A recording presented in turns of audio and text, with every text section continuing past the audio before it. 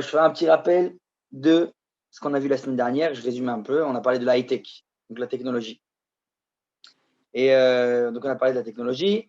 Et j'ai montré que, donc selon les enseignements du Rav Cherki, que la technologie, on se posait la question, est-ce que c'est quelque chose de positif ou de négatif? Est-ce que la Torah, a priori, elle va contre la technologie ou pour? On a montré qu'il y avait que c'était très, très positif. La Torah était pour le développement technologique, mais avec comment dire, il faut faire attention. Il y a des dangers. Il faut faire attention, comme on dit, il faut prendre des gants, il faut savoir s'y prendre, comme on dit. Et donc, on avait vu, avec le feu, par exemple, la création du feu avec Adam Arishon, etc., que c'était le départ et qu'on avait dit que la différence avec la mythologie grecque, que Dieu, oui, il veut nous donner le feu, il nous a même appris à le faire, mais c'est nous qui faisons. À travers la technologie, on devient les associés d'Akadosh Baruch Hu. On a vu qu'on est les associés de Dieu sur Terre. C'est-à-dire qu'on vient compléter la création. C'est pour ça que Dieu a créé intentionnellement un monde imparfait pour que nous, on le perfectionne, pour nous associer à son projet, au projet divin. Okay, ça s'exprime par la technologie, entre autres, mais bien sûr, pas que dans la technologie, dans beaucoup d'autres domaines, dans tous les domaines de la vie. D'accord? On avait parlé du fait que, donc les dangers de la technologie, on avait dit d'un côté, c'est que parfois la technologie nous avale, entre guillemets, avale la société, et ça peut avoir, au lieu que ce soit la technologie au service de l'homme, l'homme va être souvent assouvi à la technologie. Et ça, c'est le danger. Donc, c'est un danger qui est très, très actuel jusqu'à aujourd'hui dans beaucoup, beaucoup de domaines. Et il faut faire attention à ça. Et l'autre côté, on avait dit, a priori, tous ces développements technologiques des 100, 200 dernières années, c'était essentiellement pour qu'on puisse enfin s'attarder à l'essentiel, à l'essence du monde, au questionnement existentiel, donc c'est-à-dire entre autres à travers la Torah, pour qu'on puisse s'attarder à l'étude de la Torah et pouvoir apprendre pourquoi on est là, quel est le but de tout ça. Après qu'on a passé tous les problèmes, on va dire, techniques, existentiels, pas existentiels, mais on va dire de survie, maintenant on peut s'attarder à la vie, à en fait l'essence de la vie. Et donc ça, c'est à travers l'étude de la Torah. Et donc, on a dit, donc c'est un peu tout le but de tout ça. Le problème, c'est que ça aussi, encore une fois, dans les 100 dernières années, il y a eu, grâce aux technologies, une nouvelle notion qui naît, c'est la notion du temps libre. Et le temps libre, on a dit que c'est quelque chose qui, a priori, est positif, mais le problème, c'est qu'est-ce qu'on en fait de ce temps libre? Ça peut parfois amener, comme on dit, l'oisiveté mais nos péchés, ça veut dire l'oisiveté peut faire des bêtises. Donc après, à partir du moment où on a commencé à avoir un temps libre, quelque chose qui n'existait pas avant, il y a plus de 100 ans, maintenant qu'on a du temps libre, on va savoir qu'est-ce qu'on fait de ce temps libre. Est-ce qu'on va compléter le projet divin ou alors qu'on va tout simplement faire des bêtises, passer le temps? Donc ça, c'est toute la culture d'aujourd'hui.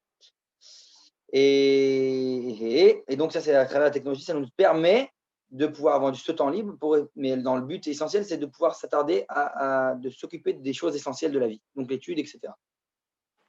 Et le deuxième point où on avait parlé, c'était le point ah oui, on a dit le revers des manèges des dangers, etc. Qu'est-ce que je voulais dire? Et là, oui, la question maintenant qu'on se pose, c'est est-ce que la Torah elle-même, maintenant le Chumash, le Pentateuque, comme on dit en français, il nous a montré qu'il y a eu une tentative déjà dans l'histoire. Est-ce qu'on a déjà eu des tentatives de dévoiler Dieu à travers donc les lancements technologiques, etc., etc. Et là, c'est sur ce cours-là, aujourd'hui, qu'on va se poser sur ces questions-là. On va ouvrir le Chumash, je vais amener quelques sources. Hop. On va ouvrir le Chumash et on va voir que, comme bien entendu, ça, c'est un des grands fondements de la Torah de Manitou, de la Torah du Rabbi Yehuda Léon Ashkenazi, c'est que et pas que lui d'ailleurs, mais c'est que la Torah, comme on sait, c'est pas un livre d'histoire. Pas un livre d'histoire à proprement parler, dans le sens où ça vient pas nous raconter des récits d'autrefois, qui est comme un sefer d'historiens, etc., etc. Le but, tous les récits, c'est oui, la Torah, c'est raconté sous forme d'histoire, mais l'histoire, elle veut apporter une essence, un pourquoi, le pourquoi. Et donc, tout le livre de Bereshit, entre autres, et tout le Tanakh, toute la Bible entière, vient à travers ces récits, nous apprendre l'essence du monde, les choses qui se cachent à travers en fait l'histoire et le monde, etc., etc. Donc, c'est raconté sous forme d'histoire exprès pour que nous on apprenne qu'en fait à travers l'histoire même de notre époque à nous, Dieu nous parle à travers notre histoire. D'ailleurs le Kuzari le dit très clairement ça, je l'ai dit plusieurs fois dans les cours précédents, que c'est pour ça que la Torah nous parle sous forme d'histoire, pour nous dire qu'il y a des trucs essentiels une des choses essentielles du dialogue entre Dieu et l'homme, dont on avait parlé la semaine dernière, c'est le fait que, à travers les phénomènes historiques qui se passent autour de nous, eh ben, on apprend en fait à découvrir Dieu, comment Dieu dirige son monde. On s'approche de lui. Et donc, entre autres, tous les récits de la Torah. Et là, on va parler justement d'un récit qu'on a eu tellement l'habitude pendant des années et des années. Ben, moi, je peux dire sur moi-même, au Talmud Torah, quand on était tout petit, on nous apprend le récit de manière, on va dire, très superficielle. Et quand maintenant on est plus grand, plus mature, on peut commencer à apprendre dans les profondeurs le texte. Qu'est-ce que veut nous apprendre? Le texte ne vient pas nous apporter c'était qui Adam, c'était qui Ève et leurs enfants, etc. Leur joyeux familial, ils vécurent heureux, ils auront beaucoup d'enfants. Ce n'est pas le but. Le but, c'est de comprendre qu'est-ce que sont ces identités-là qui se cachent derrière chaque personnage, qu'est-ce qui vient représenter comme idée, et qu'est-ce que ça vient m'apprendre à nous dans notre génération. Okay, qu'est-ce que ça nous apprend à nous dans notre génération. Donc ça, c'était un peu plus ou moins un résumé de la semaine dernière et maintenant de ce qu'on va commencer aujourd'hui. Donc on va commencer avec Caïn et Abel. En français, Caïn et Abel, on dit Caïn et Hevel en hébreu. On va parler de leur récit, quand c'est qu'ils naissent, etc., etc. Je vais commencer par montrer l'écran, le texte. Voilà, on va ouvrir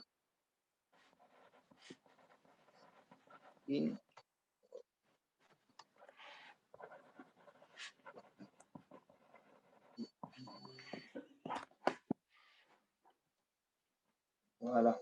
Non. J'ai fait. Il y a un problème. Ah oui, regarde. Pardon, excusez-moi 2 secondes. Il y a un problème technique.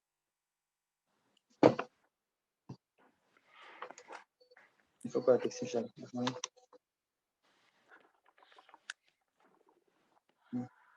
Ok, voilà.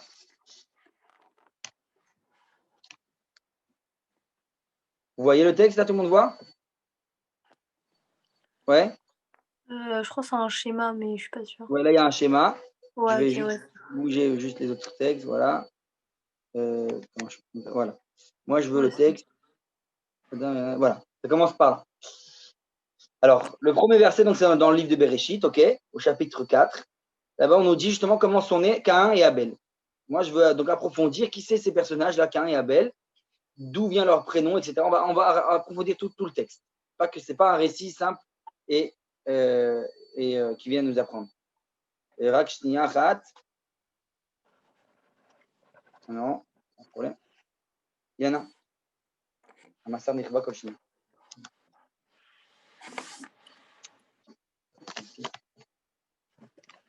Excusez-moi 2 secondes, je règle un problème parce que sinon l'écran s'éteint toutes les 5 secondes.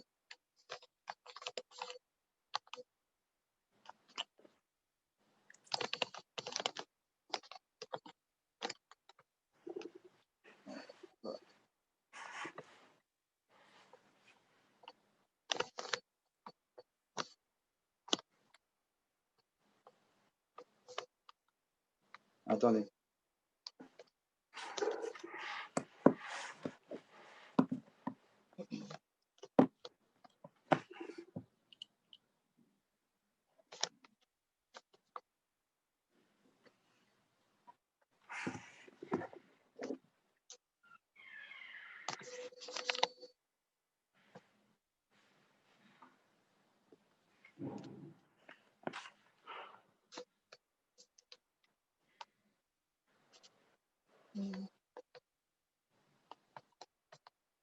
J'arrive pas, attendez. En attendant, ce que j'explique en gros, en attendant, vous m'entendez en attendant? Je fais continuer en attendant que je règle ce problème. C'est que, donc on a dit, on parle de Caïn et Abel. Donc, ces 2 personnages donc, qui naissent, c'est là, on va dire les premiers personnages de l'histoire, a priori, que la Torah nous raconte, après Adam et Ève, donc c'est leurs enfants. Et voilà, je viens de régler le problème, alors très bien, on va pouvoir voir le texte. Super. Tiens, hop.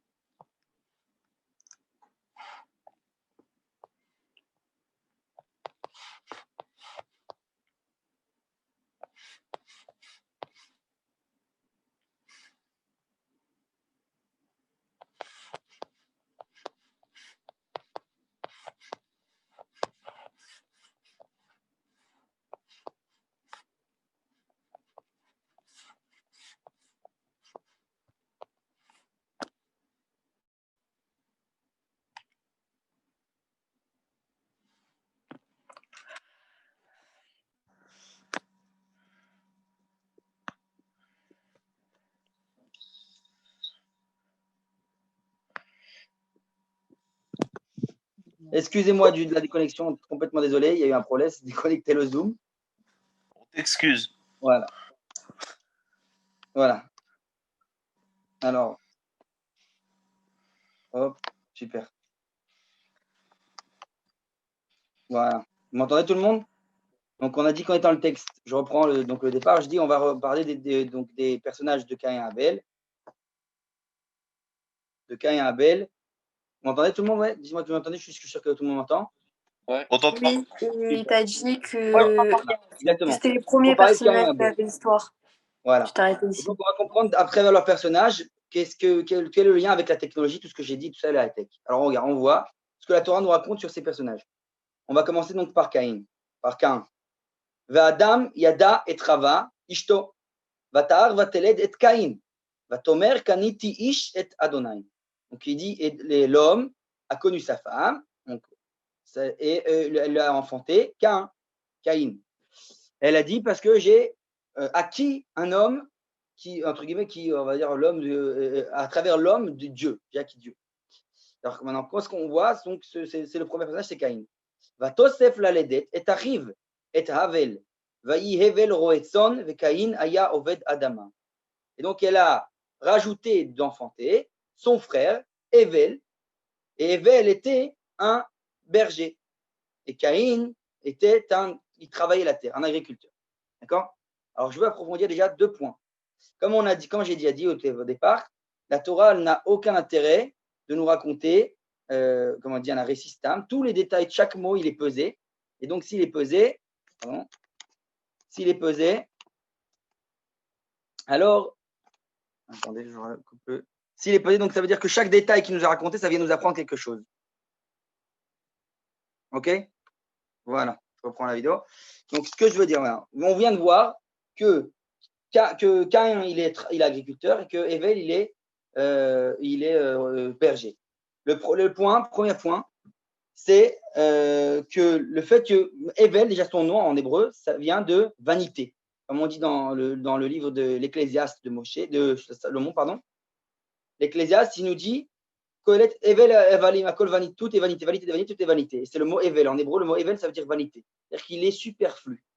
Evel, c'est le deuxième frère. Donc, on a dit c'est Abel en français. Ça veut dire le superflu. Et comme la Torah nous l'indique, il dit va tosef, elle a rajouté d'enfanter, comme si c'était un supplément. Il est en plus. Alors que Caïn, lui, c'est le kinyan en hébreu, c'est l'acquisition, c'est le premier.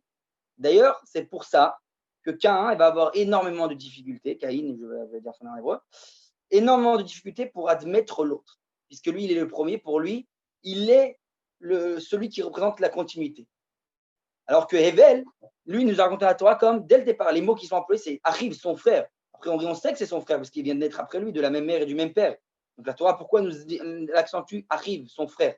Pour nous dire que lui, puisqu'il est le deuxième, il a déjà dans son identité, il a la fraternité qui est en lui. Il arrive à admettre qu'il y a quelqu'un avant lui, il est second. Donc il peut, dans ses propriétés, on va dire, naturelles, admettre la harva, ce qu'on appelle en hébreu, ça veut dire la fraternité. OK? Donc, deux propriétés différentes, déjà à ce niveau-là. C'est qu'un, on va dire, très concentré sur soi, pense qu'il n'accepte pas l'autre. Alors que Evel, au contraire, de sa nature même, Evel, il est supplément, il est en plus. Donc, il sait qu'il est le supplément de quelque chose, donc il admet qu'il est second et donc il admet le premier. Donc, il a en lui la fraternité. Donc, c'est de là toute l'histoire qu'on nous raconte la Torah avec, bien sûr, les sacrifices, etc., sans passer des détails, parce que c'est moins le sujet. Moi, je vais m'attarder sur le deuxième point qu'on a parlé, que l'un est berger, l'autre est agriculteur. Caïn qui est berger, Caïn qui est agriculteur, il nous dit, Oved Adama, comme on a dit, donc son lien, c'est lié à la matière. Adama, la terre, c'est la chose la plus matérielle qui soit dans ce monde-ci. Donc, il va être forcément tourné autour de la matière. Sa relation au divin, c'est à travers la matière. Il est matérialiste. Alors que Evel, lui, le deuxième, il est berger. Berger, c'est quelqu'un qui n'a pas on va dire de manière directe, pas de lien à la terre. Puisque le berger, il est nomade, il bouge selon avec son troupeau, etc. Il n'est pas fixé à un endroit fixe. Donc, c'est-à-dire qu'il est déconnecté de la terre. A priori, il est inverse, il est plus spirituel. Donc, Evel, dans sa propriété, il va être spirituel. C'est ça la différence entre les deux. Le conflit, un des conflits qui dès le départ les mène, ces deux frères, c'est l'un est spirituel, l'autre est matériel. Et donc, on va voir justement où ça nous mène tout ça. Parce que la Torah, à travers ces deux personnages, elle veut nous apprendre, est-ce qu'il y a un lien possible, justement, c'est tout le but de la création, entre la matière et le spirituel, entre le monde donc, physique et le monde métaphysique. Et on va voir pour ça le deuxième verset, je vais tout de suite vous le partager. Voilà, tac, tac. Et tac, excusez-moi du lien, voilà. Et on va voir. Voilà. On a dit Adam. Maintenant, on va voir ce que lui, Caïn, il va nous apporter. On va voir dans ses générations. Donc, voilà, le schéma que je vous ai apporté au tout départ, et j'ai apporté un schéma, il va nous apprendre les différentes générations. Est-ce que je peux le rapetisser? Ce serait bien. Il y a un parallélisme entre les générations qui vont sortir de Caïn. Et ensuite, on va voir, puisque Evel, bien sûr, entre lui, il va être tué. Donc, Evel, il va être donc, tué par son frère, à cause de ce conflit, entre autres. Et donc, on va voir qu'il y a quelqu'un d'autre à sa place qui va essayer de reprendre le flambeau de cette propriété qui est propre à Evel, donc du spirituel. Et ça va être en fait le troisième frère, Chet, qui va naître, qui lui va essayer, il va une tentative de réussir le projet que ses frères n'ont pas réussi. Donc, comme on voit, Evel, lui, est tué du fait qu'il est trop détaché il est détaché de la matière. Et son frère Caïn, a priori, on va voir, il va essayer après de se rattraper, si on peut dire ainsi. Et donc, dans ces générations, on voit là, vous voyez tout le monde au tableau, les différentes générations, il y a un parallélisme entre les descendants de Chet et les descendants de Caïn. Donc, Chet qui, a priori, il doit continuer le chemin de Evel, mais avec, comme une fois, une tentative de mêler les deux propriétés, le matérialisme et le spirituel, et d'essayer de les joindre de manière harmonieuse. Alors, on voit d'abord Caïn, il en face de lui, la troisième génération de Chet, on a, après Enoch, donc l'humanité, ce qui s'appelle Enoch, son fils qui s'appelle Kenan. Kenan, dans sa racine en hébreu, comme souvent en hébreu, quand on rajoute un noun à la fin, c'est petit. C'est-à-dire, c'est le petit Caïn. C'est une tentative de représenter quelque chose comme Caïn, mais en plus petit. Qu'est-ce qu'on veut dire par là? On va dire qu'une fois, Chet, qui lui est homme très spirituel, très tourné vers la chokhma, c'est-à-dire la sagesse, le spirituel, mais il veut quand même essayer comme on a dit, d'harmonier avec les propriétés de Caïn. Donc, il va essayer de représenter un Caïn en petit, prendre ses domaines, ce lien à la matière. Donc, ça se représente par le nom Kenan, qui est le petit Caïn. Le deuxième, on va voir déjà dans les générations de Caïn, qu'on a Merouyael. Merouyael, en hébreu, ça veut dire qui vient effacer le nom de Dieu. Effacer le nom de Dieu, l'improk en hébreu, comme Merouyael, il veut effacer le nom de Dieu. C'est-à-dire que dans Caïn, dans sa tentative de créer une civilisation, donc ça va commencer avec son fils Ranor, etc., il va créer donc une ville, et avec sa ville, ils vont doucement descendre le niveau du fait qu'ils vont être trop attachés au matériel. Si le matériel n'a pas de source dans le spirituel, il se fait absorber par la matière. Le même problème qu'on avait parlé avec la technologie tout à l'heure, quand on a dit qu'on n'arrive pas à gérer on va dire la grandeur de la technologie, donc on se fait absorber par elle, et finalement, en fait, c'est quelque part, on devient assouvi à elle au lieu de l'inverse. Et c'est ce qui se passe en fait dans toutes les générations de Caïn. On voit ça avec Merouyael, qu'au lieu donc de s'attacher à Dieu, on avait dit Chikaniti et Tachem, elle a dit à Ève quand elle a enfanté, ben ça va être l'inverse. Il y a un effacement de Dieu, doucement. Ranor, c'est le nom de son fils qu'on lui donne le nom de la ville, donc Ranor, ça veut dire éduquer, entre guillemets, parce qu'on vient lui donner le nom de la ville. C'est-à-dire qu'il perd sa personnalité, il devient le nom d'une ville. On donne le nom du fils à la ville. Je reprends un par un. Irad, vous voyez le troisième en dessous de Caïn. Irad, qu'est-ce que ça veut dire si on détache les mots Irad? C'est Ir, Yered. La ville est descendue. C'est-à-dire qu'encore une fois, il y a une descente, doucement, il y a une dégradation. C'est-à-dire tout le côté matériel, puisqu'on est absorbé, il y a une dégradation. Et à la fin, on a Metushael, qui aussi, ça veut dire, c'est une sorte de blasphémer Dieu, on va dire, c'est quelque part. On vient dire par là, encore une fois, une tentative d'enlever Dieu du projet, entre guillemets. Il y a un détachement du lien profond qu'il y a avec Dieu. Pourquoi je dis tout ça? C'est un peu complexe, mais maintenant, on va voir le parallélisme en face avec toutes les descendants de Chet. Chet, quand il vient au monde, lui, à son tour, il essaie de représenter ce projet. Donc, il essaie de prendre génération après génération, de faire la bonne harmonie entre le matériel et le spirituel. Au lieu de Merouyael, il va avoir une descendance qui s'appelle Mehoulalel, Mahalalel. Alel en hébreu, ça veut dire louange. Donc, lui, il ne va pas vouloir effacer Dieu, il va vouloir le louer. Encore une fois, c'est dans le positif. A priori, il réussit a priori le projet. Au lieu de Irad, donc on avait dit une descente au niveau de la ville, on a Yered. Yered en hébreu, c'est dans le futur, ça veut dire qu'il y a un dévoilement. Quand Kadosh Baruch Hu vient se dévoiler, il y a marqué Va Yered Hashem. Dieu descendit. Donc c'est-à-dire qu'il y a un dévoilement. Yered, c'est Dieu, il se descend, il est lié directement au monde ici-bas. On arrive à dévoiler Dieu ici-bas sur terre. C'est ça la réussite du projet, donc a priori pour l'instant du descendant de Shet, des descendants de Shet. Ensuite, on a un autre fils qui s'appelle aussi Hanor, comme les générations de Caïn. Donc a priori, c'est la même idée qui revient, parce que ça, on a dit Hanor, ça veut dire aussi éducation. Et à la fin, on a Metouchelach, au lieu de Metouchael, au lieu de effacement de Dieu, on a Metouchelach, celui qui vient être l'envoyé de Dieu, Shlichut, l'envoyé. D'accord? Donc encore une fois, on voit très bien là qu'au contraire, Shet, il arrive a priori à réussir à se lier à Dieu à travers ce lien-là en matériel. Il ne chute pas a priori. Il n'y a pas de chute comme dans les descendances de Caïn. Mais on va voir que ce n'est pas complet. Qu'il y a quand même malgré tout un certain problème. Il manque quelque chose. Et d'ailleurs, ça se fait pour les deux dernières générations, des deux côtés. On a Lémer, un personnage qui s'appelle Lémer, des deux côtés. Ce n'est pas le même Lémer. Lémer, ce personnage, il est très particulier, comme surtout celui qui est descendant de Caïn, comme le raconte nos Midrash. Je vais ramener les versets pour vous montrer. Voilà. On nous raconte ce qu'on raconte sur Lémer. Lémer, il avait deux femmes. Dès qu'on arrive à la génération de Caïn avec Lémer, on va pouvoir à tel point où la dégradation, où elle en va, c'est qu'il va y avoir un détachement. Regardez dans les versets là, va Teled Ada. Vous voyez, va Teled Ada. Donc c'est deux femmes, il a deux femmes, Tsila et Ada, Lémer. Le verset nous dit quels enfants engendre. Alors, a priori, pourquoi il a deux femmes? C'est ça le détachement qu'il y a dans cette civilisation, a priori de Lémer. C'est qu'à l'époque, il voulait détacher la vie de l'esthétique. C'est-à-dire, il avait une femme, et c'était comme ça, c'était reçu à l'époque, pour enfanter, l'autre femme pour le plaisir. C'est-à-dire qu'une femme qui devait rester belle et, entre guillemets, sans enfant, et l'autre femme qui est pour emmener la progéniture, donc pour emmener une continuité. Donc, il voulait détacher, entre guillemets, ce qu'on dit en français, il n'a pas voulu joindre l'agréable, l'utile à l'agréable. Il a détaché complètement les deux mondes. Ça, c'est un problème donc de la civilisation de l'époque. Les mers, d'ailleurs, comme le porte très bien son nom, les mers, c'est les lettres Lamed, Mem, Chaf, Sophit. Alors, le Lamed, nous disent les sages, c'est le lève, le cœur. Le Mem, c'est le Moach, le cerveau. Et le Kaf, c'est le Kaf de Kaved, donc le foie. Nous disent les sages, lève, c'est là, donc les sentiments, le cœur. Le cerveau, c'est l'intellect.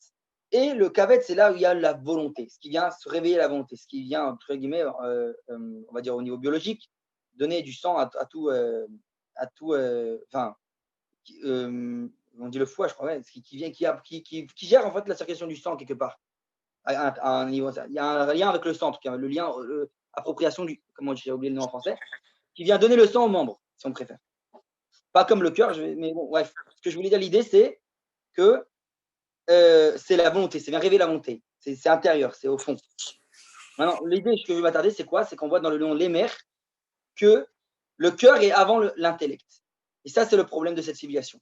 C'est quand on vient être géré que par les sentiments, on met ça avant de l'intellect, on va dire de la bonne raison, alors on arrive à une société complètement démoralisée et qui, en fait, on arrive à détacher les choses, les valeurs. Il y a une désunion dans toutes les valeurs. Donc, encore une fois, ça vient représenter cette dégradation. Voilà. Et donc là, on voit, regardez les enfants qui naissent de cette dégradation. Quelque part, il va y avoir 4 sortes de personnages qui naissent de ça, la Torah nous raconte. Va Teled Ada et Yaval. Ou Aya Avi Yoshev Oel Mikne. Donc, on va voir, comme on l'a dit, là, pourquoi je relis encore une fois la technologie. Pourquoi quel lien avec tout ça avec la technologie? C'est toutes les différentes technologies, les différentes civilisations qui vont naître à partir de ce moment-là. On a dit Yaval. Yaval, ça nous rappelle la racine de Hevel, encore une fois. Ça veut dire les descendants de Caïn, ils essaient de reprendre, d'approprier cette notion de Hevel qui est spirituelle, de lier. On va voir qu'à travers un certain domaine, donc dans ce domaine-là, Yaval, par exemple, pour son cas, il est, lui, celui qui va être le premier au El Mikne. Il va lui aussi être berger, mais il va faire du fait d'être berger, il va en faire un business, si on peut dire ainsi, quelque chose d'économique, on a une grande échelle. C'est-à-dire que Oel Mikne, ça veut dire que c'est lui qui va vendre les troupeaux, etc. Il va en faire une grande entreprise. Donc, il veut s'attarder à ce qu'il appelle le maniement financier économique. Donc, c'est son domaine. Donc, lui, à ce niveau, c'est lui celui qui va représenter l'économie. Ça, c'est Yaval. Le deuxième, Shem Achiv, son frère. Yuval, lui c'est Yuval, lui aussi rappelle dans sa racine le nom de Hevel, qui vient essayer de tentative de lier au spirituel. Mais lui, il va apporter autre chose à l'humanité. Ouaya, Avi, Koltofes, Kinor, Veugav. Ça va être un artiste, celui qui est le père de toute la situation des instruments de musique, donc le violon, les flûtes, etc., etc. Et ça veut dire quoi? C'est-à-dire que lui, il va essayer d'exprimer ça, ce lien-là, entre spirituel et matériel, à travers l'art, le côté artistique. C'est son domaine à lui. Et encore une fois, c'est eux les premiers fondateurs de ces domaines-là dans l'histoire, si on préfère. La Torah nous raconte ça. Ensuite, la troisième, et là, on voit déjà dès le départ, Sila, on a dit, a priori, elle ne devait pas enfanter, c'était la femme de Némer qui aurait dû être juste pour le plaisir. Et malgré tout, imprévu, elle accouche aussi. Elle aussi enfante. Et elle amène Tuval Caïn. Alors on voit bien dans son nom même, dans le nom de son fils, Tuval Caïn, encore le lien. Il y a la propriété de Caïn, puisqu'on rappelle le nom de Caïn lui-même, et Tuval, qui est la racine de Evel, la même racine de Evel. Donc on voit bien, a priori, encore une fois, une réunion de Caïn et de Evel, ces propriétés matérielles et spirituelles ensemble, qui ne font qu'une. Et donc, nous dit la Torah, Vetsila, elle a aussi engendré, Gami Yalda et Tuval Caïn, Lotesh Kol Choresh Nechoshet ou Barzel, Va'achot Tuval Caïn Naama. Et donc, on nous dit que lui, son domaine, c'est le premier fabricant d'armes, si on peut dire ainsi. Il va manier le fer, tout ce qui est, je ne sais pas comment dire en français le terme, mais le travail du fer, etc., l'industrie, si on peut dire ainsi, c'est l'industriel. C'est proprement dit dans notre mot à nous aujourd'hui, au XXIe siècle, la technologie. Il va être le père de la technologie. Tuval Caïn, celui qui réunit, encore une fois, le matériel et le spirituel. Et sa sœur, nous dit la Torah, il a une sœur qui s'appelle Naama. Alors, littéralement, Naama, ça veut dire Naïm. Naïm, c'est quelque chose d'agréable, agréable. Donc, elle représente le quatrième point de la société de l'époque. Et encore une fois, elle naît encore une fois de cette femme qui, a priori, n'aurait pas dû accoucher. Et ben, elle va être représentée dans la civilisation, ces quatre domaines-là. Les quatre domaines, donc on a parlé. Yaval, c'est celui qui est les finances. Yuval, celui qui parle de l'art, du côté artistique. Tuval Caïn, la technologie, les armements, etc., etc. Et Nahama, le plaisir, le loisir, si on peut dire ainsi. La culture du plaisir, des choses, on va dire, que les hommes aujourd'hui font pour le simple plaisir, sans aucun but, on va dire, concret. Donc, c'est ces 4 degrés de la civilisation. Alors, a priori, c'est comme ça que l'humanité à l'époque, comme on a dit, a priori, ces 4 domaines ne sont pas forcément négatifs. Seulement, comme on a dit, c'est un échec. Pourquoi c'est un échec? Alors, c'est un échec parce qu'on a dit encore une fois, parce qu'il manque la deuxième propriété. La propriété de Hevel, ce n'est pas totalement ici. Et c'est qui va apporter cette propriété? C'est les descendants de Shet. Alors, je reviens sur le schéma d'avant. Hop. On a parlé, voilà, regardez bien. Kenan. Mince. Hop. On a parlé des descendants de Shet. Kenan, Malalel, Yered, Hanor, Metouchelar, les mères. Et à la fin, on a Noé en français. C'est lui, on va dire, on arrive à la fin de tout ça. Après tout ce long processus. Et avec qui le sage nous raconte avec qui Noach va se marier? Avec Naama elle-même, qui est donc descendant de Caïn, et qui est la génération, celle qu'on a dit, qui représente le plaisir, l'agréable, etc. Pourquoi c'est tellement important ce mariage, a priori, et qu'à partir du moment où il y a ce mariage, on va voir que c'est là, au contraire, où tout commence. Et là, on peut continuer l'histoire de l'humanité. Alors, je vais vous montrer les différents textes. On nous raconte donc sur toutes les générations. Voilà. On voit quelque chose. On a dit, Ranor, toutes les générations de Shet, eux, ils sont plus sur la chorma. Ils sont concentrés sur la chorma, c'est-à-dire la sagesse, le spirituel, comme on a dit. Comme on avait dit avec le fait qu'ils étaient bergers, etc., ils continuent l'idée de Hevel dans le spirituel. Les descendants de Caïn, eux, sont dans le matériel et essaient de s'associer. Cette association va se faire grâce au mariage de Noach et de Naama. Et on va voir ça. Un verset qui est pris dans la Torah, on le lit, que les sages nous apportent beaucoup de sources différentes pour l'expliquer. Et une de ces sources-là, c'est maintenant ce que Manitou nous enseigne sur ce texte. C'est ce qui est écrit ici. Vous voyez devant vous le verset. Et il y a écrit Vaïrou, donc verset bête, Vaïrou bene a Elohim et benot a Adam, qui tovot ena, Vaïkrou laem nashim mikol asher bacharu. Alors si je traduis littéralement, on va essayer de comprendre. Il y a écrit ils ont vu les enfants de Dieu, les fils de Elohim, et benot a Adam, les filles de l'homme, elles étaient bien, et ils les ont pris pour eux en femmes, ils ont choisi parmi elles des femmes. Alors, après, oui, il y en a beaucoup qui ont pensé, alors il y a beaucoup d'explications chez les sages sur ça, certains qui ont dit que c'est les anges qui sont mariés avec des hommes, etc. etc. Alors, le Ramitou, il a une autre explication, qui est lié, pas complètement découpé, mais c'est vrai que c'est qui c'est Bnei Elohim? Il dit c'est ces gens spirituels, ceux qui sont liés à Dieu. Donc c'est l'idée des descendances, enfin au moins du niveau, pas biologique mais spirituel, de Evel, de l'idée de Evel du spirituel. Ils vont se marier avec les Benot à Adam, les enfants, les filles de l'homme, qui eux, c'est les matériels. On dit, ce mariage-là, c'est ça. On va voir que les fils, donc les spirituels, se marient avec les matérialistes, et ça donne, donc, qu'est-ce que ça va donner? Si on va avoir ce mariage, c'est le mariage de Noach et de Naama, entre autres, et c'est quand on a ce mariage qu'on peut, a priori, c'est triste à dire quelque part au niveau, si on va dire au niveau humain, mais c'est que l'idée du projet divin, c'est que maintenant, on peut commencer à avoir un véritable dévoilement divin prophétique, et on va pouvoir donc montrer quel est le but. Alors, je montre le verset suivant. Il y a écrit, les sages nous disent, Anéphilim, donc ceux qui sont nés là de cette union entre les fils de Dieu et les filles de la terre, Ayu ba'aretz bayamim hem, vegam acharechen, asher yavu bnei Elohim el benot ha'adam, veyaldu lahem, qu'est-ce qu'ils auront enfanté?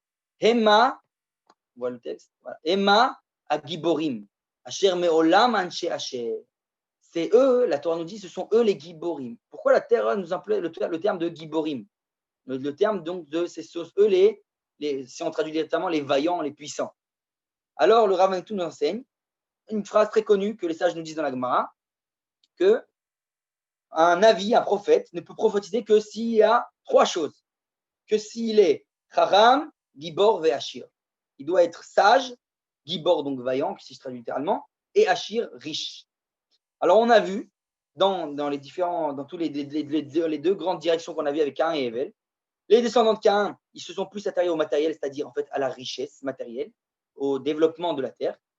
Les descendants de Hevel sont attardés au spirituel, c'est-à-dire la sagesse, comme on a dit, donc sage.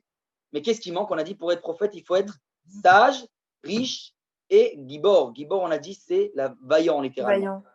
Voilà. Et ben, en fait, le Rav Manitou nous enseigne que vaillant, la force, la grandeur que la vaillance dans ce domaine-là, c'est celui qui arrive à être les deux.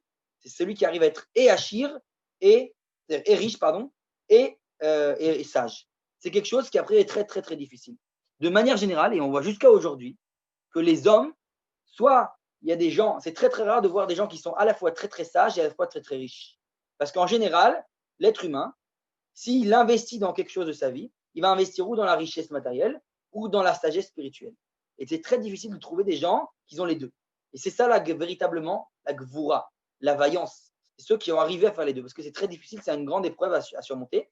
Et ça, c'est que des gens spéciaux qui arrivent à faire. Je donne un exemple que la Gemara elle-même nous enseigne. Je vais enlever le passé verset pour que vous puissiez voir un petit peu. Hop. Alors, attendez, hop, on enlève tout ça. Voilà. On voyait? Non, pas encore. Maintenant, oui. Donc, un des versets que la Torah nous enseigne, un des versets dans la Gemara nous dit à propos de Rabbi Yehuda Hanassi. Rabbi Yehuda Hanassi, c'est lui qui est celui qui va rédiger la Mishnah, toute la Torah orale, a priori, base de la Torah orale. Et la Gemara nous dit à propos de lui qu'il était très, très riche, mais très, très sage aussi. C'est lui qui a rédigé toute la Mishnah. Un grand chacham, donc un grand sage, mais à la fois très riche. Et nous dit la Gemara que Béhémet, c'est quelque chose qui était très rare, que dès que ces générations sont passées, les générations après Rabbi Yehuda Hanassi, on ne trouvait plus ça. On ne trouvait plus quelqu'un qui était à la fois riche et à la fois sage. Ça s'est perdu. C'était où ils étaient très riches et pas sages, ou très sages et pas riches. C'est le fait que c'est ce qui a provoqué l'exil. L'exil a détaché les deux valeurs. Mais comme je vous ai dit maintenant, le but, la prophétie, c'est de dévoiler la parole divine sur terre. C'est le but de toute la création, que nous, le peuple juif, on est censé être les porte-parole de Dieu sur terre. Et donc, on a besoin de ça. On a besoin de ces propriétés pour pouvoir arriver à la prophétie. Parce que les sages nous ont dit, on ne peut pas prophétiser si on n'a pas ces trois propriétés qui sont sages, riches et gibor. Gibor dans le sens de qui sait avoir les deux. Selon ce qu'a expliqué Rav Manitou. Et donc, on va voir que justement, c'est ça le grand challenge, comme on dit en français, je ne sais pas comment dire en français, la grande épreuve, c'est d'arriver à faire ça. Et ça, en fait, c'est que grâce à la terre d'Israël. La terre d'Israël, elle a cette propriété-là, à maintenant, quand on retourne sur notre terre, la prophétie peut avoir lieu, puisque dans la terre d'Israël, il y a, je parle de manière directe, encore une fois, a priori, c'est là où le peuple juif doit dévoiler le spirituel dans la matière. Ça commence par la terre d'Israël. C'est pour ça qu'il y a beaucoup de mitzvot, de commandements qui sont liés à la terre, etc., au matériel. On avait parlé la semaine dernière, j'avais oublié de le rappeler, on avait parlé de l'agriculture, vous vous rappelez, que même avec tous les développements technologiques, on a a priori aujourd'hui du temps libre, etc., que a priori on n'aurait plus besoin de s'attarder à l'agriculture, puisque aujourd'hui toutes les machines font tout, etc., a priori. Et là, on nous a dit que quand même pour avoir ce lien premier avec la terre, ce lien de Emouna, ce lien très fort, il faut quand même si on n'est pas tous censés être agriculteurs, avoir un lien, certains comprendre ce lien avec la terre. Pourquoi c'est tellement important? Justement pour ça. C'est pour comprendre que la relation à la matière, elle est la clé. Elle est la clé. Tout le monde a été créé pour dévoiler le spirituel dans la matière. Et ça, c'est à travers la Kedusha de la terre, la sainteté de la terre d'Israël, ça doit être manifeste. Maintenant, et comme on l'a dit, donc avec le mariage de Noach et de Nahama, la Torah vient nous apprendre d'inné. Voilà, ils se sont mariés. On a eu une jonction entre ces deux valeurs, les matérialistes et les spirituels. Et ça donne les 3 enfants, a priori. Alors, même, j'ai entendu une fois quelqu'un qui disait que, a priori, ils auraient pu avoir un 4e fils. Et que les lettres, si on les initiales les premières lettres des noms des enfants, on a Shem, donc c'est Sem en français, c'est Shin. On a Ram, qui est Chet, donc la lettre Chet, et on a Yefet, Yud. Il nous manque quelle lettre pour arriver à Mashiach, donc au Mashiach, le même. C'est-à-dire certains qui ont dit que s'il y avait eu un 4e fils, il y aurait eu le même, on aurait eu le Mashiach. À l'époque, déjà, on aurait pu avoir potentiellement le Mashiach. Et pourquoi c'est tellement important de vous dire ça? Justement parce que, entre guillemets, c'est ce que les sages viennent de reprocher à Ham, le 3e fils, qui est venu, alors d'après les sages, séquestrer Noir, après qu'il l'a trouvé ivre, etc. Je passe les détails de l'histoire parce que faut approfondir, c'est un cours à faire en soi. Ce que je veux dire, c'est l'idée qu'il y a eu un échec là-bas. On voit bien que finalement, même là-bas, ça a échoué. Il y aurait eu un potentiel de dévoilement divin, mais ça a échoué. Mais comme une fois, quand ça échoue, ça jamais échoue complètement, c'est jusqu'à ce qu'il y ait la prochaine tentative. Ça se dévoilera qu'après, plus tard, avec Abraham, Isaac et Yaakov. Maintenant, comme le dit très bien le Rav Cherki, au jour d'aujourd'hui, où en est le peuple d'Israël à ce niveau de ce qu'on vient de parler là, ces 3 domaines? Alors, il dit le Rav Cherki quelque chose de magnifique. Au jour d'aujourd'hui, comme on l'a dit, avec le développement technologique, on arrive à doucement avoir un pays développé de technologie. Donc ça, c'est la richesse, on a dit matériel. Donc c'est-à-dire que le côté matériel, on l'a. Qu'est-ce qui nous manque pour avoir la prophétie? On a dit la sagesse aussi, on l'a maintenant. Il y a Baruch Hashem en Israël, de plus en plus de yeshivot, de plus en plus d'études de la Torah. L'étude de la Torah, voilà, aujourd'hui, grâce au Zoom, au Internet, ça se diffuse de partout. C'est diffusé dans tout le peuple d'Israël. Donc on a le peuple d'Israël, il a la sagesse. Le peuple d'Israël, il a la technologie, il a la richesse. Qu'est-ce qui nous manque? On a dit la Gevura, c'est-à-dire de joindre les deux. Et ça, c'est, on va dire, la grande épreuve qu'on doit aujourd'hui dans une génération surmontée pour qu'on puisse, les Hashem, ramener la prophétie. C'est d'arriver à être une nation qui n'est pas que sage et pas que riche, mais qui arrive à gérer les deux. Et donc, ça, c'est toute l'épreuve d'aujourd'hui pour ramener, entre guillemets, le Mashiach, etc. C'est le projet divin. C'est tout le projet. On est en plein dedans. On est dans le projet divin, un long processus de Géoula, de délivrance, qui veut nous amener justement à cette prophétie, à la parole divine, où Dieu va enfin, de manière manifeste, nous reparler, redialoguer avec l'être humain. Comme on avait dit, parler de dialogue entre création et le créateur. Ok? Maintenant, où ce texte, je vais en un autre texte maintenant, qui est rapporté dans la Gemara, qui d'ailleurs est lié à Hanouka, bientôt c'est Hanouka. Hanouka, c'est un peu la même idée. Si vous vous rappelez, Hanouka, tout a commencé avec l'histoire au Beth Amikdash, au temple, avec la menorah, etc. Il faut savoir que, voilà, comme vous voyez très bien, au temple, si on regarde le temple, contrairement à par exemple, les temples idolâtres qu'il y avait à l'époque, le temple, c'est d'un côté quelque chose de très matériel, mais à la fois quelque chose de très spirituel. Pourquoi? Parce qu'on a dit, il n'y a aucune photo, à part les chérubins, que ça c'est encore une fois, c'est aussi ça, parler, expliquer pourquoi il y a cette forme là-bas de chérubin au-dessus de l'arche. Mais a priori, tout le reste, c'est complètement, quelqu'un qui était idolâtre de l'époque rentrait au Beth Amikdash, il aurait dit, mais il est où leur Dieu? Je rentre, il y a une table, une menorah, ils servent qui concrètement? Il n'y a personne ici. Et donc, c'est ça la grandeur du judaïsme. C'est dévoiler Dieu à travers la matière. Mais donc, c'est quand même dans la matière, puisque finalement, la menorah, la table, tous ces ustensiles qui sont dans le Beth Amikdash, tout est d'or, d'argent, de cuivre, etc. Ça veut dire qu'on voit bien que c'est, oui, matériel. On ne nous a pas demandé de faire un espèce de temple en paille ou je ne sais pas quoi, qui serait que spirituel, a priori. Il y a l'importance dans la matière. Et là, c'est ce qu'on va voir dans cette Gemara, très importante qu'il y a à Hanouka avec la menorah. Je la rapporte tout de suite. Hop. Voilà. Seconde. Hop, hop, hop, hop, hop.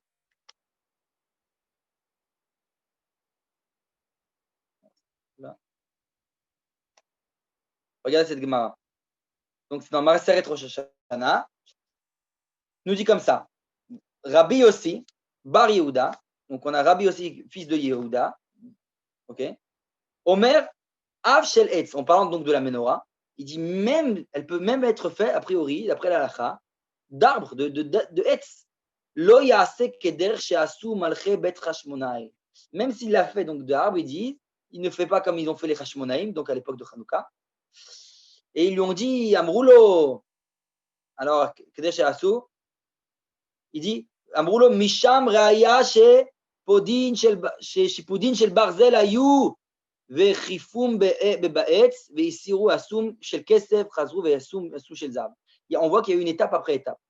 Qu'au départ, les Hashmonaïm, toute la fête de Hanouka qu'on fait d'ailleurs, a priori, qu'est-ce qu'ils ont fait? Ils n'ont pas ramené une menorah en or parfaite et magnifique. Ce qui a été là-bas, je reviens sur le. Hop.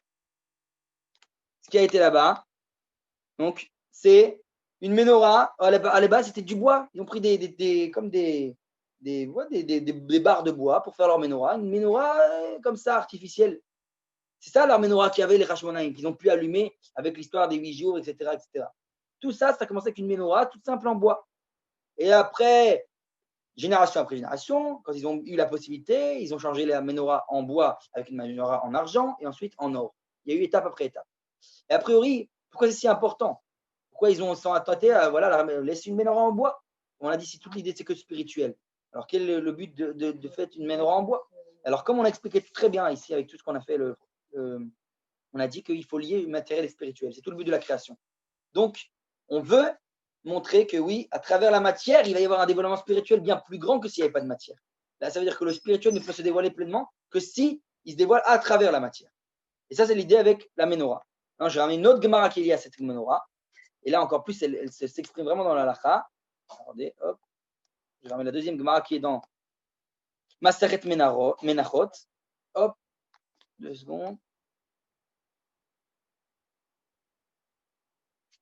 Ok.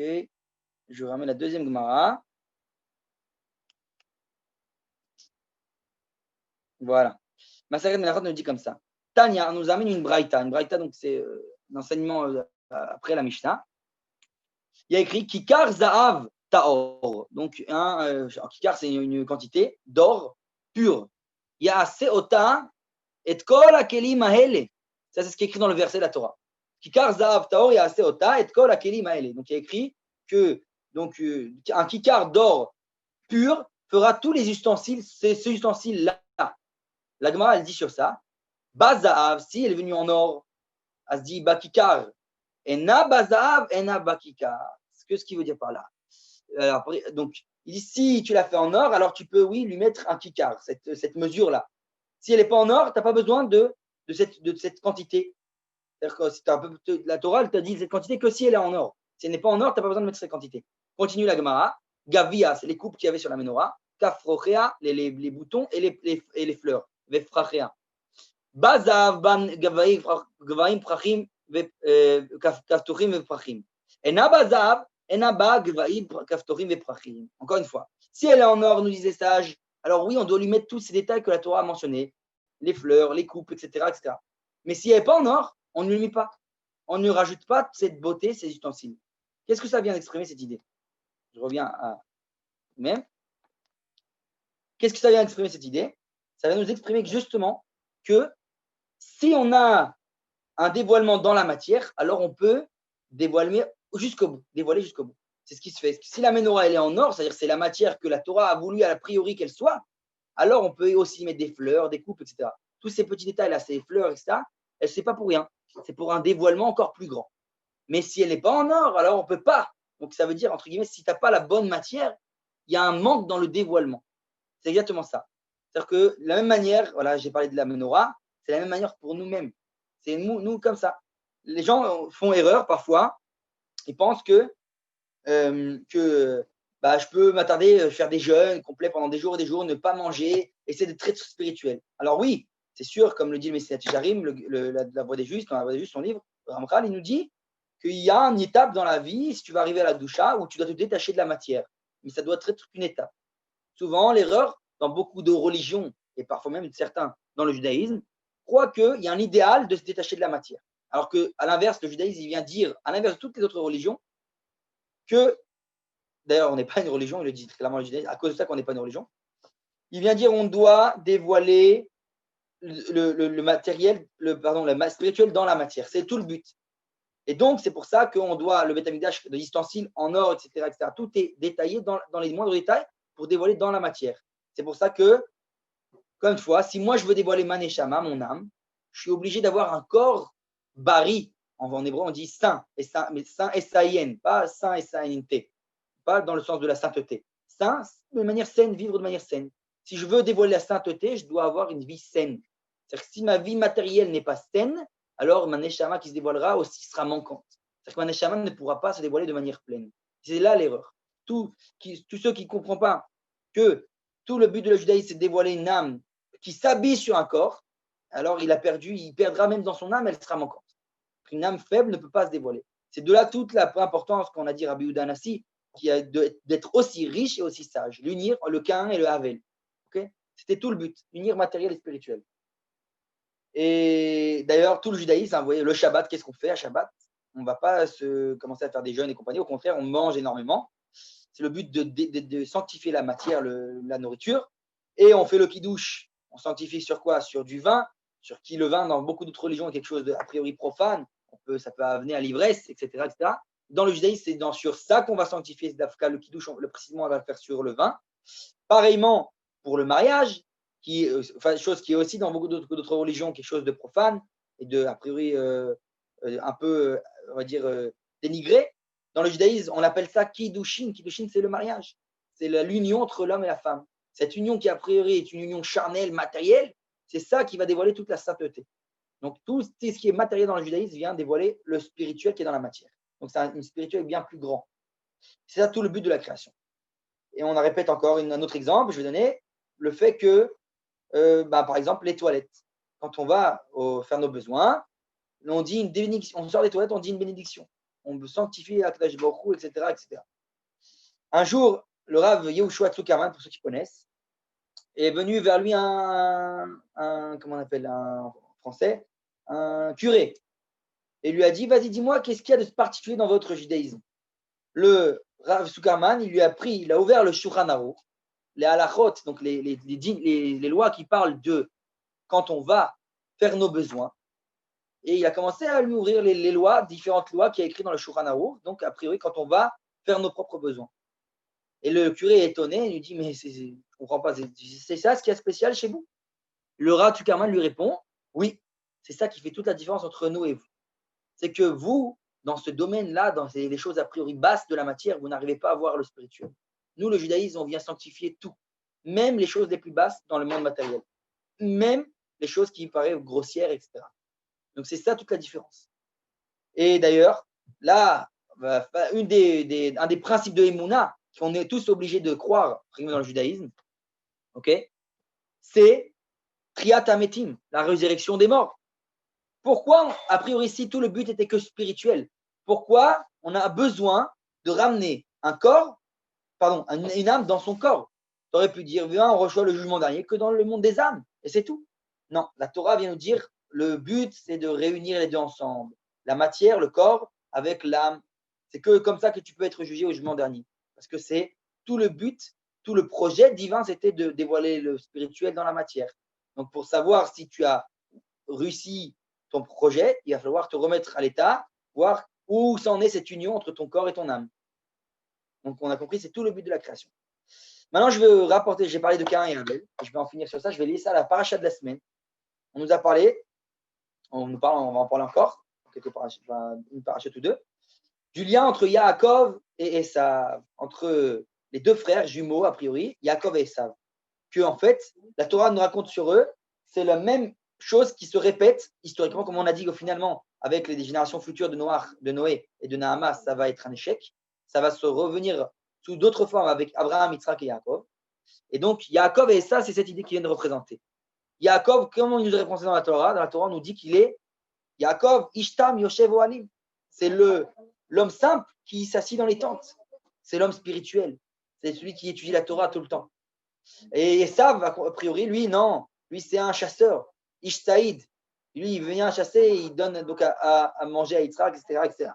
C'est le chasseur. C'est l'homme, on va dire, si on pouvait dire dans le langage d'aujourd'hui, l'hyperactif, celui qui est obligé de bouger. Il ne peut pas rester assis dans la tente à étudier la Torah.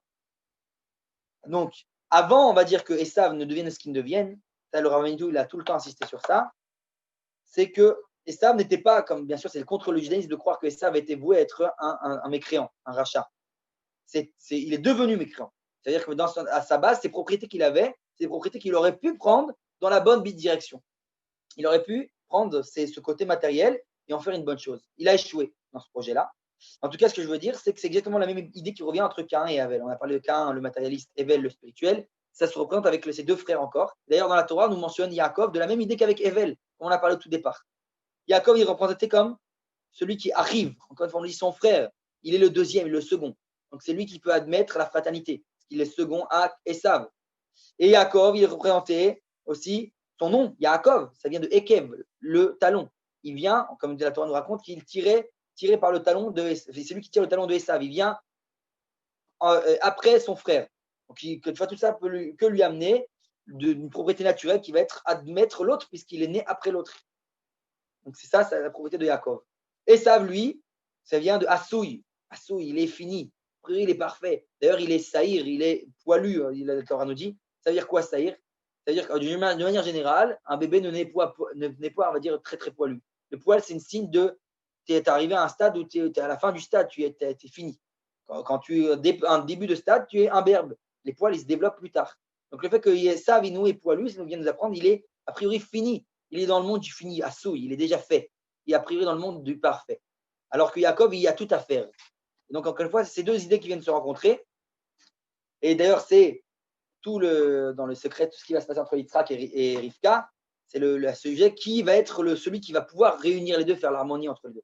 Au final, on va voir que le Tanakh, la Torah nous apprend que c'est Rivka qui a eu raison et que c'est Yaakov qui réussit à faire cette union des valeurs. Et à partir du moment où il réussit à faire ça, et c'est d'ailleurs la paracha de la semaine, c'est quand il a réussi à vaincre l'ange qui représente Esav, donc l'ange du matériel, et il y a marqué qu'il s'arrita em Elohim. Maintenant, tu as vaincu cet ange de Dieu qui représente Esav, et donc tu seras plus Yaakov. Maintenant, Ikare Shimcha Israël, tu vas être Israël. À partir du moment où Yaakov il comprend la propriété matérielle, il devient Israël. D'ailleurs, même avant, dans la fameuse bénédiction qu'il a reçue d'Yitzhak, Yitzhak, a priori, a hésité avec l'histoire de la bénédiction parce qu'il était aveugle, c'est toute l'histoire, je passe les détails. On voit bien que la Torah nous mentionne que Akol Kol Yaakov Yede Yedesav. La voix, c'est la voix de Yaakov, donc du spirituel, mais il dit, mais les mains, c'est les mains de Esav, du matérialiste. Et alors là, c'est que lorsqu'il a compris ça, dans le verset, qu'il a pris les mains de Esav, donc le côté matériel, le côté actif dans la réalité, que Yaakov peut obtenir la bénédiction de son père, c'est-à-dire l'harmonie entre le matériel et le spirituel. Avant ça, il ne reste que Yaakov, Ishtam et Shevoalim. Quand il devient Israël, c'est quand il a admis, il a inculqué cette valeur qui est le matérialiste. Il comprend que toute la valeur du peuple d'Israël, c'est de dévoiler le spirituel dans la matière, précisément. Donc voilà. Je pense que pour aujourd'hui, on va finir. En résumé, j'ai oublié, s'il y a des questions, il faut me dire. Coupez votre micro, ceux qui veulent poser des questions, c'est le moment. Moi, j'ai deux questions. Tu vois, quand tu as parlé de sagesse, vaillance, richesse, enfin riche, ouais. En fait, je comprends pas parce que pour moi, quand tu es sage, logiquement, tu peux te dire je suis sage au fil du temps. Genre, quand tu vieillis, tu deviens sage. Tu peux pas te dire, genre, bonjour, j'ai 15 ans et je suis sage. Non, tu peux pas te le dire. Et même quand tu dis, genre, je suis vaillant, pour moi, tu es vaillant et tu es sage quand tu deviens âgé parce que tu as accompli des choses dans ta vie qui te définit comme sage. Alors, ce que tu Et même, parles. genre, le mot richesse, c'est richesse en mode j'ai de l'argent ou richesse parce que c'est une richesse de ta vie? Alors, ça, c'est justement, je viens de te parler de Yaakov et ça, c'est justement un des discords qu'il y a entre les deux.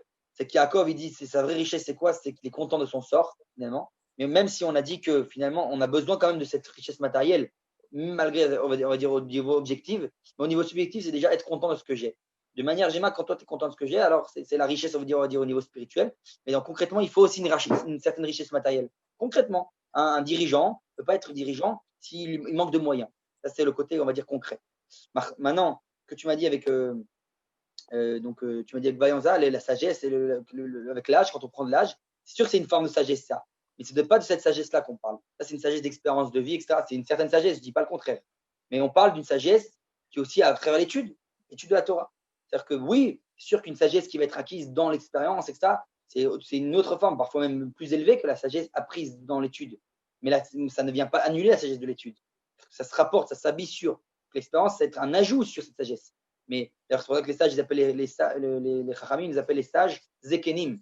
Ceux qui ont zaken bechorma. Ils ont acquis la sagesse, c'est-à-dire ils sont skenim, ils sont, on va dire, âgés, je préfère, adultes. Donc, mais c'est deux formes de sagesse. Alors, comme on le voit très bien aujourd'hui, il y a des gens très très sages au niveau, quand je parle de chorma, on parle de connaissances, qui ont beaucoup de connaissances, ne sont pas forcément âgés. Mais encore une fois, il y a ces deux formes de connaissances. Il y a une connaissance, d'ailleurs, c'est une dit sage, chorma, bina, vedat. Dans la chorma, c'est une sagesse, c'est combien de choses tu connais au niveau beaucoup de connaissances. Mais ta bina, c'est ce que tu veux dire, plus on prend de l'âge, plus on va avoir de la bina. Plus on va voir, on fait la part des choses. C'est plus du vécu. On arrive à distinguer certaines choses. C'est une autre forme de sagesse. Mais moi, quand on parle de sagesse au niveau propre, c'est tout simplement connaissance. Il faut connaître beaucoup de choses. Ça, c'est connaître pour pouvoir connaître le monde dans lequel Akadosh Baruch Hu se dévoile. On a besoin de connaître un peu tous les domaines de la vie. Donc, il faut une certaine connaissance pour ça. Quelqu'un qui comme les sages disent, en amaretz chassid. Tu ne veux pas arriver à la chassidoute, au degré d'approchement divin, si tu manques de sagesse, si tu ne connais rien à la vie. Donc, tous les domaines de la vie sont importants. Que ce soit l'histoire, la philosophie, les sciences, tous les domaines, sans aucune exception. Bien entendu, qui sont des ustensiles pour dévoiler la Torah. La Torah, elle se dévoile à travers tous ces domaines-là. Ok. Et j'ai une deuxième question. Si moi j'en ai une deuxième. Oui. Quand tu as parlé du jugement dernier, peut-être je dis n'importe quoi, hein. Tu me reprends. Normalement, genre Dieu, il n'est pas censé pardonner tous les péchés que tu as effectués au cours de ta vie et du coup te dire, bah, j'ai fait ça, je suis entre guillemets désolée. Et du coup, bah, on raye le passé, quoi. Alors, je vais te dire, déjà, il y a une différence sur ça. On avait parlé, je crois, tu n'es pas là, mais on avait parlé à plusieurs cours avant, justement, la différence entre le judaïsme, l'islam et le christianisme sur ce domaine-là. Dans l'islam, la notion de tchouva, de repentance, n'existe pas. Ça n'existe pas. Il n'y a pas de repentance dans l'islam. Dans le christianisme, la repentance, c'est quelque chose, a priori, de fictif. C'est trop facile, c'est fictif. Ça veut dire que comme tu as dit, ouais, viens, tu as tué, c'est vrai que tu as tué quelqu'un. Non, c'est pas grave, viens, je te mets dans le mikvé, la tête dans l'eau. À la limite, tu donnes une petite pièce de tzedaka et c'est terminé. On t'a été exempté. Alors, pourquoi je dis que c'est du bluff? C'est du bluff parce qu'ils ne croient pas vraiment au pardon. Pas qu'ils ne croient pas au pardon, c'est qu'ils ne croient pas à la repentance véritable. Ils disent que de toute façon, on n'a rien à faire d'autre, on ne peut pas réparer. L'homme n'a pas la possibilité de réparer. Dans le judaïsme, la tchouva, la notion de tchouva, c'est pas exactement comme tu as dit, alors ça va être aussi simple que ça et hop, on te pardonne. C'est vrai que oui, du moins pour Israël, il y a le côté sgoula, c'est-à-dire où finalement notre nature profonde se dévoilera. Mais la première question, c'est à quel prix? Parfois, certains ils vont subir beaucoup de choses avant d'arriver à leur tikkun, à leur réparation. Et deuxième chose, comme on a dit, c'est que ça vient avec un effort. Rien n'est gratuit. C'est justement tout le but de la création, c'est comme Dieu ne voulait pas qu'on reçoive gratuitement. Il voulait nous associer à lui. Donc, on peine, on soit associé, donc on doit être actif. On ne doit pas être passif. Donc, si on est actif, on doit, comme on dit, la amal, on doit s'investir. Si on ne s'investit pas, on n'arrivera pas à arriver à ce niveau-là. C'est ce qu'on avait dit parler, je ne sais plus si on avait parlé, on avait parlé du fait que Dieu, il a, entre guillemets, il n'a pas besoin de nous. Donc, ce n'est pas comme les philosophes à l'époque pensaient que Dieu n'a pas besoin de nous et il nous a abandonnés. Nous, on dit Dieu n'a pas besoin de nous, mais il a voulu avoir besoin de nous. Il s'est limité lui-même. Pourquoi? Pour nous associer à sa création. Alors, pas comme les idolâtres qui pensent que maintenant il a véritablement besoin de nous. Ils pensent que sans les idolâtres, ils pensaient que sans leur emmener leur sacrifice, Dieu, il était manquant. Nous, dans le judaïsme, on dit non. Véritablement, il n'a pas besoin de nous, mais il s'est limité. Maintenant, il veut nous associer au projet. La parabole, c'était avec la fameuse parabole du Rav Cherki qui ramène tout le temps, avec la veille de Shabbat, une femme qui prépare la nourriture de Shabbat, et son fils qui se balade dans la cuisine et qui la dérange. Qu'est-ce qu'elle fait? Par pure chesed, par pure bonté de son fils, véritablement, elle n'a pas besoin de lui, mais elle veut lui faire de bonté, elle veut l'associer. Alors, elle lui donne un rôle. Elle lui dit, tu vas m'aider, tu vas éplucher les patates. Et le petit, tout content, il va éplucher les patates. Maintenant, c'est vrai qu'en vrai, elle n'a pas besoin qu'il lui épluche les patates. Mais du fait que maintenant, elle lui a donné cette responsabilité, toute sa cuisine va dépendre de l'épluchure des patates. C'est la même idée de moi avec la création. Dieu, maintenant, nous a donné un rôle. Il attend de nous qu'on joue notre rôle. Donc, on doit être actif. On ne doit pas être passif. D'accord? Et pourquoi, Jimmy, tu disais au fait que le judaïsme n'est pas une religion? Pourquoi tu dis ça? Ah, ça, c'est un cours à part entière. Bon, c'est long à expliquer. Mais d'une manière générale, le Rav Manitou dit on est une nation, on n'est pas une religion. Ça veut dire que, encore une fois, Abraham, j'ai encore entendu cette semaine par le Rav Odia Yosef, Abraham Avinu, c'est notre père. C'est le père, que tu sois religieux ou pas religieux.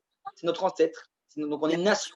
Le but du projet divin, c'était de créer une nation qui vient sur sa terre. Donc c'est un projet a priori sioniste. Et ça, on avait parlé dans plusieurs cours avant, quand on avait dit que le projet spirituel, donc de la Torah, c'est a priori la nouveauté de Moshe, de Moïse. Que quand Moshe vient dire ouais, mais dans le projet, il y a un autre truc, j'ai un nouveau truc à vous rapporter, qu'on a aussi une Torah à apprendre au Sinaï. Pour les Ibn Israël, ils n'ont pas voulu le croire. Ils ont dit nous, on nous a tous promis depuis Yosef qu'on devrait retourner sur notre terre. Le projet, c'était qu'un projet national. Et toi, tu viens nous dire qu'il y a un projet maintenant aussi spirituel, religieux a priori. Alors il dit justement, c'était la nouveauté. Donc tout ce qui se passe avec Moshe, c'est de comprendre que la Torah, finalement, elle est aussi spirituelle et donc aussi quelque part une religion, mais ce n'est pas son but premier. C'est une religion, mais c'est avant tout une nation. Parce que quand je dis c'est pas une religion, ça veut dire par rapport aux autres religions qui se définissent par ceux qui sont ses fidèles, ses membres ou pas. Le judaïsme n'est pas tu nais juif, tu choisis pas. C'est une nation. D'accord. D'accord. Et autre chose, donc tu dis le juif. Et le juif converti, alors après, si à la fin de sa vie, il se repentit, alors comment ça fonctionne? Ça, c'est le grand secret de la conversion, justement. Parce qu'à priori, puisqu'on est une nation, c'est comment peut-on admettre quelqu'un qui n'est pas de notre nation, qui rentre dans notre nation? Ça, c'est un cours à part entière. Je pense que je te répondrai en personnel après. Je ne vais pas dépasser le temps. Allez, ok. D'accord. En tout cas, Chazak, Kolakavod, mon fils. Ouais, et j'espère que voilà, si vous avez des questions, les autres, dites-moi. Vous pouvez couper votre micro 2 secondes et poser vos questions librement. Après, au niveau du temps, je crois qu'on a dépassé. La semaine prochaine, on a fini le sujet de la high-tech. La semaine prochaine, on commence le sujet de l'écologie. Okay, commencer le sujet de l'écologie, quel le lien entre la Torah et l'écologie. Et c'est dans le même domaine, encore une fois, que même dans ce cas, c'est pas pour rien que ça existe, l'écologie, etc. On va comprendre que, comme on a dit, c'est tout lié dans la Gdusha, la sainteté qui se dévoile dans la matière, et donc à travers même le monde, le globe terrestre. Donc le prochain sujet, voilà, on a fini le sujet de la high-tech, on commencera l'écologie. La semaine prochaine, même heure, donc heure israélienne, 20h30. Et voilà. À la semaine prochaine. Ok. Super. Allez, merci. Merci, au revoir. Trace.